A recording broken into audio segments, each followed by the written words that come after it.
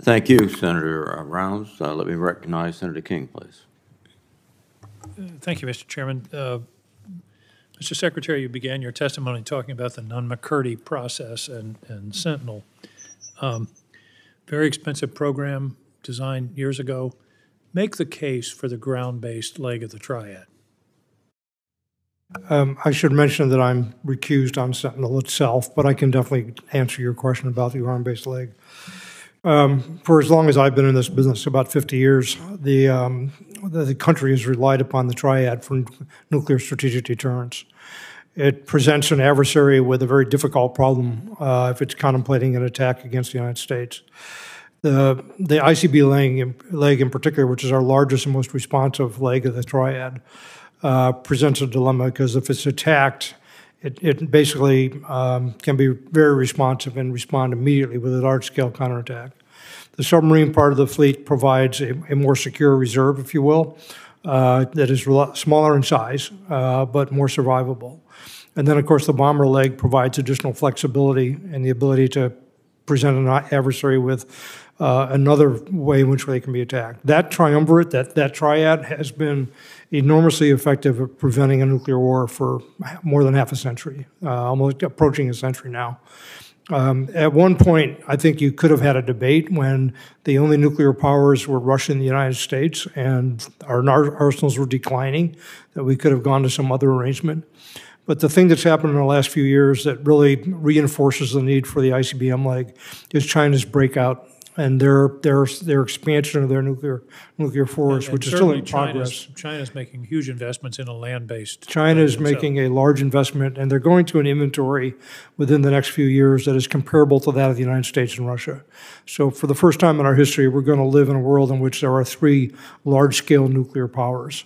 That's a very dangerous world, and I think reducing our capability, reducing our options in the face of that would be a serious mistake. And of course, the fundamental of our entire defense policy is deterrence. Exactly. In order to maintain deterrence, the ground leg is an important factor. Thank you.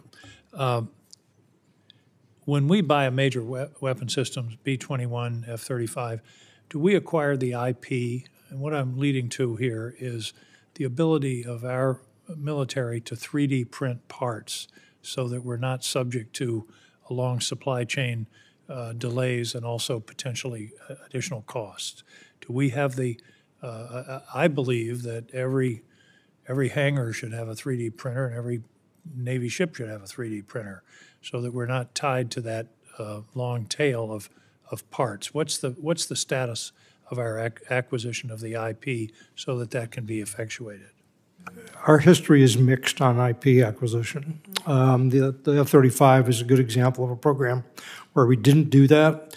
It was acquired initially under a philosophy of total system procurement, which essentially left in the hands of the prime contractor a lot of control of the program. Makes it very hard to upgrade. It makes it very hard to make changes and do them in a cost-effective way and to take advantage of competition.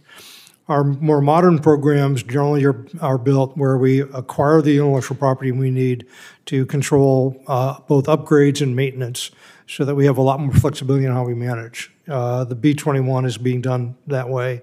The NGAD program is being done that way. It's one of the lessons we've learned very painfully over our history in acquisition. I'm not sure that we always get it right today, but I'm not doing acquisition anymore. I'm in a different role now, but my guidance when I was doing that was that when we still have the benefits of competition, we need to get the intellectual property rights we're going to need for the life of the program. And we can get reasonable prices for those rights at that time and then be in a position to manage the program effectively going forward. That's the way we should be doing this. I can't say that we do it in every case. Thank you. General Saltzman, we may need to talk about this in a classified setting, but you use the term denying the benefits of attacks in space. Secretary Kendall used counter space. Clearly, we're playing catch up in this situation. And is there anything you can say in the open setting to provide some reassurance that we're not totally vulnerable in space right now?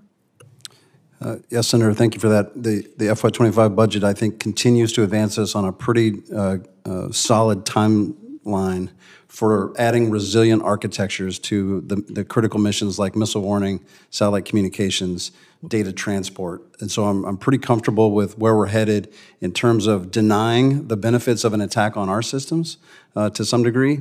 The problem, again, as the Secretary mentioned, was the fact that the PRC in particular has built a very robust space-enabled targeting system and continue to do so at a very rapid rate. And so scaling up to develop not just the type of counter space capabilities that we need, but the quantity of those capabilities to hold those targets at risk is where we're falling behind in the timeline. We're not just moving as quickly as I think we should. Thank you. General Alvin, I'm going to submit this question for the record, but I would like some thoughts from you about the Transition Assistance Program and how it's being implemented in the Air Force. I worry about the transition process from active duty to veteran status, very dangerous moment. And so you don't need to respond now, but I'll look forward to your response on that question. Thank you. Senator. Thank you, Mr. Chairman. Thank you, Senator King. Senator Tuberville, please. Good morning, gentlemen. General Saltzman, President's FY25 budget contains a new program for space access, mobility, and logistics.